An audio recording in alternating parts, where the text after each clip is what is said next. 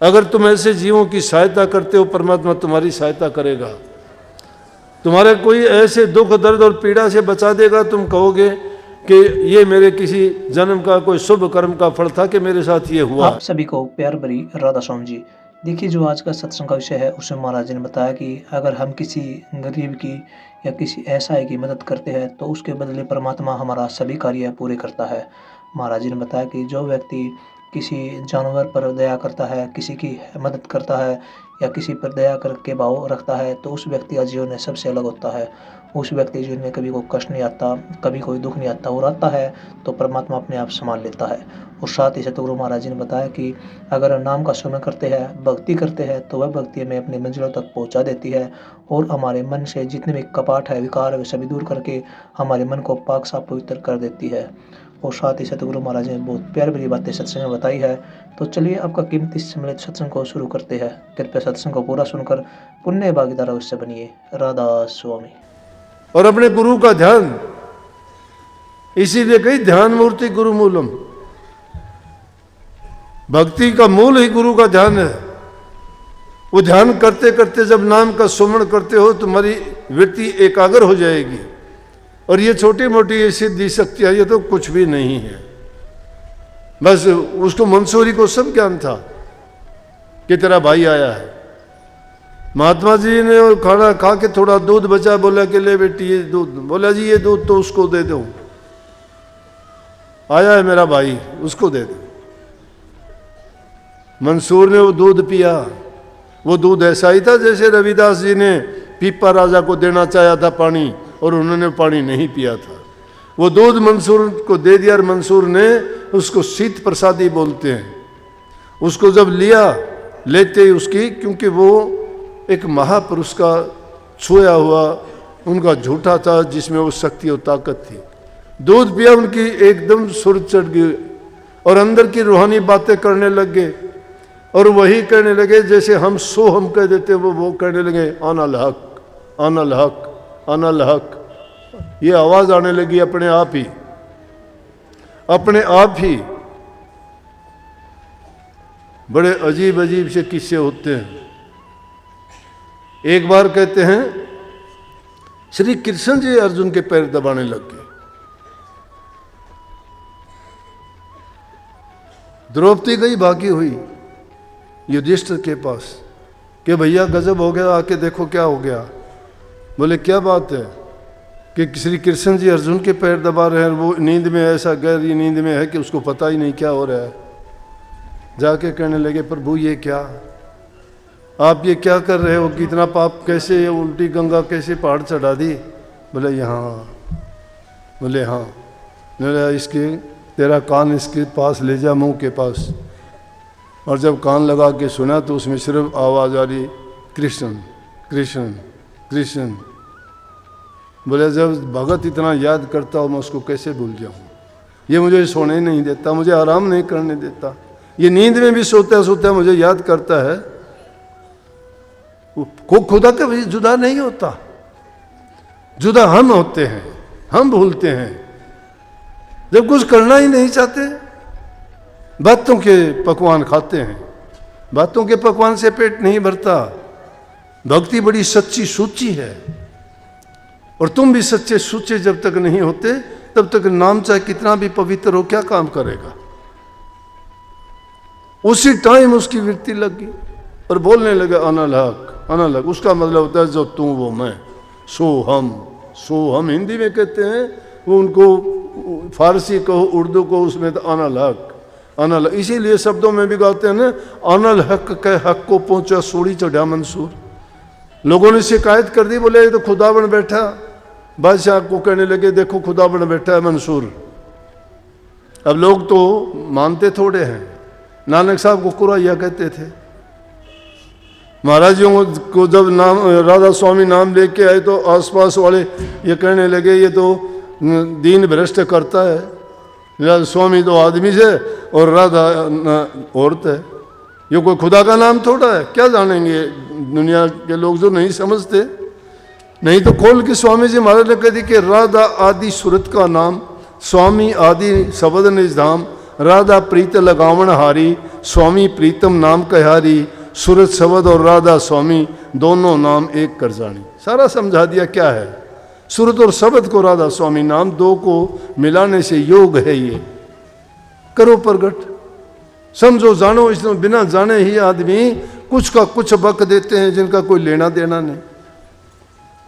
जब ये बात राजा के पास पहुंची, राजा भी ऐसा ही अज्ञानी था। ब्रह्म ज्ञान के बिना दूसरे ज्ञान अधूरे हैं, चाहे कितना भी विज्ञान हो, कितनी भी ऊंची डिग्रियां हो, कितने भी पढ़ाई की हो, ब्रह्म ज्ञान है वो सब ज्ञानों से ऊंचे है। जो ये बातें करते हैं संतों ने, ऋषियों ने, महर्षियों ने वो ज्ञान बहुत पहले कर दिया। जहां ये ज्ञान की आखिरी मंजिल है वहां से संत मत शुरू होता है, लेकिन खोज नहीं करते कोई भी। एक एक पल पल की खोज करके सब कुछ वर्णन किसने किया? महर्षियों ने, ऋषियों ने किया। किसने वेद बनाए, किसने पुराण बनाए, किसने ज्ञान लिखा? ये सारा का सारा उन्होंने कहां से अंदर में प्रकट किया था, वही उन्होंने बार बता दिया। ये हमारा शरीर एक सृष्टि है अपने आप में, इसमें जो खोजोगे सब कुछ मिलेगा। ढूंढने की कोशिश करते नहीं, बार विचरते फिरते हैं तो क्या मिलेगा? मंसूर की ये हालत देखी, राजा ने कह दिया कि इसको चौराहे में गड़वा दो और हर आदमी इसको जब तक पत्थर मारते रहो ये मर नहीं जाता। सब ने उसको पत्थर मारने शुरू कर दिए। अगर कोई नहीं मारेगा उसको सजा हम देंगे। अब सबका नंबर आया तो उसकी बहन का भी नंबर आया। उसने सोचा थोड़े लेट से देर से गई कि नहीं मारूंगी तो लोग यूँ कहेंगे कि फिर ये मेरी भी बुरी हालत करवाएंगे, दूसरी सज़ा मुझे भी दिलाएंगे, इसलिए मैं थोड़ा अंधेरा होने के बाद जाऊंगी, पत्थर की बजाय फूल मार दूंगी। लोग देख लेंगे कि हाँ जिन्हें पत्थर मारा है, लेकिन भाई को पता लग जाएगा फूल मारा है। उसने सोचा तो ये था, जाके उसने एक फूल लेके गई और जाके उसने वो फूल जब मारा, मंसूर ने रोना शुरू कर दिया। वो कहने लगी भाई मैंने क्या जुल्म कर दिया, दुनिया तो पत्थर मारती है, तेरी हालत शरीर से खून निकल रहा है, मैंने तो आपको एक फूल ही मारा है, वो भी सिर्फ रस्म पूरी करने के लिए, नहीं तो मेरी भी सजा होनी थी, मुझे भी पता नहीं क्या क्या यातना देते। मेरा फूल मारने से? बोला अरे मंसूरी ये लोग तो अज्ञानी है, दुनिया के लोग क्या जाने क्या ज्ञान होता है, ये तो अनजान है बेचारे, अनजान पड़े में हुक्म है राजा का, मारते हैं मुझे, इनको नहीं पता कि मैं क्या बोलता हूँ, क्यों बोलता हूँ। लेकिन तुझे तो ज्ञान है, तू गुरु भक्त है, तुझे तो ये ज्ञान है कि मैं सच बोलता हूँ, झूठ बोलता हूँ, या क्या चीज़ मेरे अंदर प्रकट हो गई है, तू तो समझती है।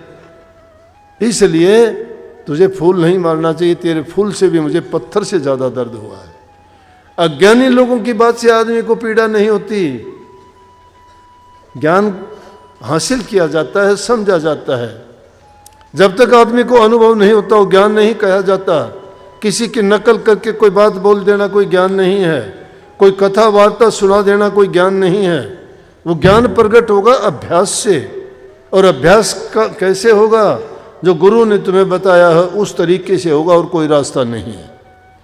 चाहे दुनियादारी के कितने ग्रंथ पढ़ लेना, कितने ही कंठस्थ कर लेना, कितने ही आप उनके दोहे शब्द कितने ही आपको याद हों, उनसे बुद्धि और भ्रमित हो जाएगी तुम्हारी।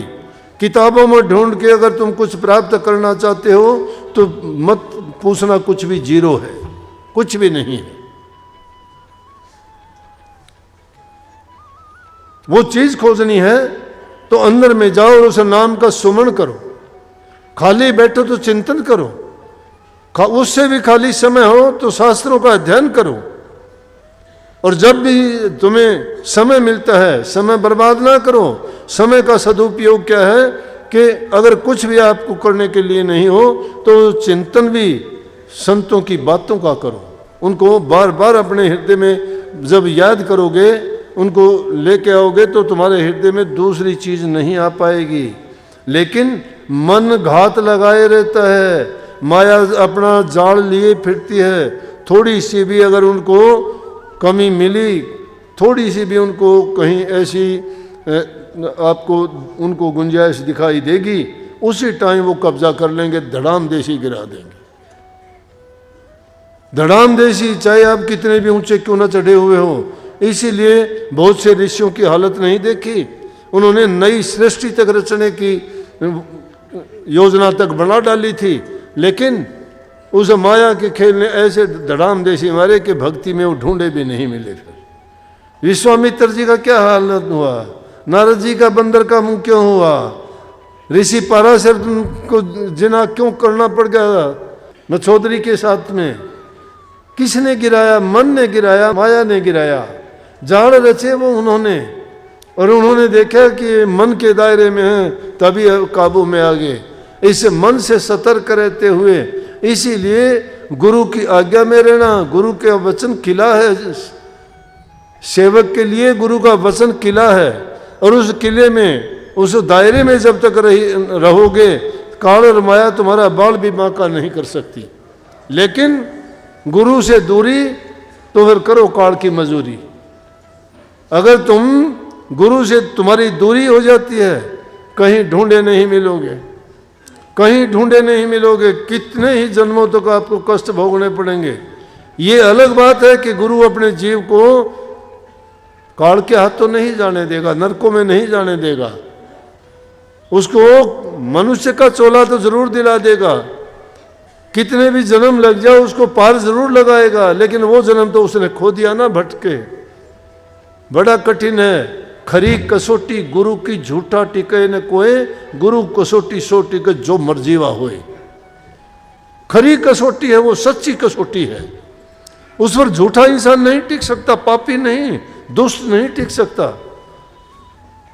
मर्जीवा हो, मर्जीवा कौन, जो कि जिस प्रकार से ये सही आशिकी है प्रभु के साथ, उनके साथ इश्क करना बड़ा मुश्किल है, अपना शीश काट के पैर के नीचे रखने के समान है। तो वो खरी कसौटी कैसे, उस पर कैसे टिकोगे? जो मर जीवा हो, जो अब परवाह नहीं हो जिसको जीने की, मर जाने को ही बराबर समझता है। जो जीते जी मर जाए, और जो जीते जी मर जाएगा वो मुक्त हो जाएगा, लेकिन उसे मरने का तरीका आना चाहिए, और वो मरने का तरीका संत मत में है, सूरत शब्द का योग है। उस योग को ज्यों ज्यों करते चले जाओगे वो मिलेगा अभ्यास से। इसलिए सब चीजों को भूलो, नित्य प्रति अभ्यास करो। उससे पहले जरूरी है ये अपनाने के लिए, ये करने के लिए, इसमें सफलता पाने के लिए माँ बाप की सेवा करो, उनको इज्जत और सम्मान दो, उनके वचन की पालना करो। उनका अनुभव है, वो तुम्हें ऐसे वचन बताएंगे जो सुखी जीवन जियोगे। सबके साथ मित्रता का व्यवहार करो, जबान से मीठे बोलो। अच्छा बर्ताव जब करोगे तुम दूसरे को सुख देते हो, पर हित समान धर्म नहीं कोई। दूसरे का हित करने जैसा कोई भी धर्म नहीं है। अगर दूसरे का हित नहीं करता वो धर्म थोथे हैं, और जो दूसरे का हित करता वो दूसरे का नहीं करता, अपना हित करता है। भूखे गरीब की मदद करो। तुम्हारे पास कोई याचना लेके आता है, तुम उसका काम कर सकते हो तो जरूर करो, अपना काम छोड़ के भी करो। त्याग होना चाहिए इंसान में। अपना कुछ खो के दूसरे को दे सकते हो, लेकिन सिर्फ आपाधापी में लगे रहोगे। अगर कोई याचक तुम्हारे से कुछ लेने मांगने आया है, वो ऐसे नहीं, वो आदमी मर के मांगने आता है। किसी को अपनी बेइज्जती करवाने का शौक नहीं है, लेकिन जिसको बेचारे को ज़रूरत और मजबूर है तो उसको मजबूरी में ज़रूर मदद करनी चाहिए, चाहे तुम्हें कितना भी कष्ट क्यों ना हो। अगर तुम ऐसे जीवों की सहायता करते हो, परमात्मा तुम्हारी सहायता करेगा। तुम्हारे कोई ऐसे दुख दर्द और पीड़ा से बचा देगा, तुम कहोगे कि ये मेरे किसी जन्म का कोई शुभ कर्म का फल था कि मेरे साथ ये हुआ। ऐसी घटनाएं होती हैं, कितने लोग आके बताते हैं। घरों में प्यार प्रेम रखोगे, बूढ़े बुजुर्ग की इज्जत कदर करोगे, आपस में मिलजुल के मेल के रहोगे। जिस घर में सुमति होती है सब्र तो वहीं हो जाता है। जहाँ कुमति होती है वो बर्बादी होती है, बर्बाद हो जाते हैं। बुराइयों से बचो, बुरे ख्याल और विचार से बनो, आपसी लड़ाई झगड़ा ना करो, एक दूसरे का सम्मान करो, इज्जत प्यार दो।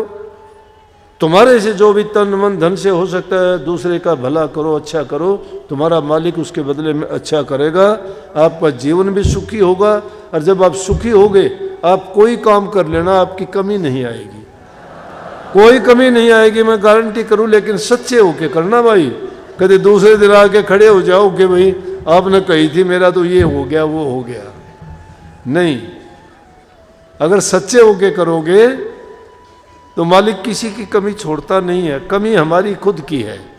जब हम कुछ नहीं करते तो यूं तो उनके दफ्तर में सारा हिसाब किताब है, सबका हिसाब रखते हैं वो। मालिक आपको सद्बुद्धि दे, सब आपके काम अच्छे करे, आपको भक्ति करने में और ज़्यादा रुचि बढ़े, नेक काम करो अपने जीवन में और शांति से अपना जीवन जियो, सुखी भी रहो और साथ साथ भक्ति भी का फल भी पाओ। सबको आशीर्वाद। राधा। सत्संग को पूरा सुनने के लिए बहुत बहुत धन्यवाद। हम आशा करते हैं आपने सत्संग को बड़ा ही ध्यान से सुना हुआ। तो जैसे पहले सत्संग जी आपने सत्संग में सुना, महाराज जी ने बताया कि नाम योग का, सुरत योग का जो शब्द होता है वो हमारे जीवन को बदल कर रख देता है। अगर हमें नाम योग को पाना है, सुरत शब्द को पाना है, तो हमें नाम का अभ्यास करना पड़ेगा, हमें गुरु की बातों को मानना पड़ेगा। गुरु जो जो आदेश देता है उन आदेशों पर चलकर हम अपने जीवन को पाक साफ पवित्र और हम नाम योग का और सुरत योग का शब्द को पा सकते हैं। जैसा सतगुरु महाराज ने बताया कि हम किसी का भला करते हैं और हम किसी के बारे में अच्छा सोचते हैं तो वह सोच हमारे जीवन को आगे बढ़ाती है। हमारे जीवन से जितने भी बुरे विचार है, जितने भी हमारे जीवन में संकट है, उन सभी को दूर करके हमारे जीवन को अच्छी दिशा में चलाती है और हमारे जीवन को पाक साफ पवित्र बनाती है। तो कृपया गुरु महाराज जी की इन बातों को आप अपने जीवन में अवश्य उतारिए और अपने जीवन को सार्थक, सफल और सुखमयी अवश्य बनाइए। और साथ ही अगर आपको सत्संग अच्छा लगा तो कमेंट बॉक्स में राधा स्वामी लिखकर पुण्य भागीदार अवश्य बनिए। मिलते हैं जल्दी एक नए और बहुत ही प्यारे प्रवचनों के साथ। तब तक के लिए आप हमें दीजिए राधा स्वामी।